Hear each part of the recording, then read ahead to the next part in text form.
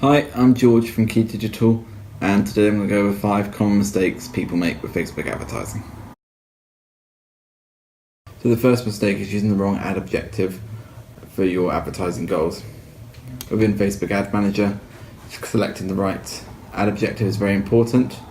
We suggest doing the research to look into the pros and cons of each objective and find the one that best fits your business goals.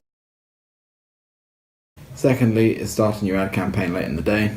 When you set up an ad campaign, you assign a daily budget that Facebook will then distribute your ad in accordance with that budget.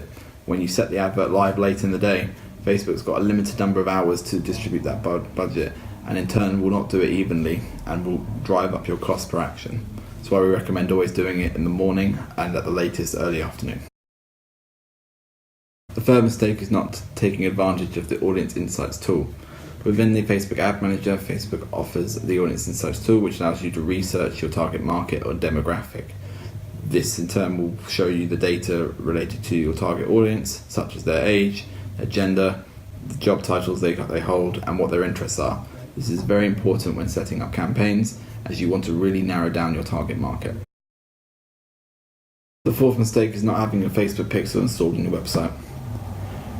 When it comes to Facebook advertising, you want to track that the users who click on your ads are actually going to your website and converting. With the Facebook Pixel, you'll be able to track what content people have seen, if they've added to cart, what leads they've generated, and what sales they've generated. So this is a must-have for it if you're going to ever do any Facebook advertising. Last but not least is making sure that when you're setting up Facebook ads that they are compliant with their ad policy. This is very important and something that a lot of people overlook. If your ads do not comply with the Facebook ad policy, you could have your account suspended or even shut down.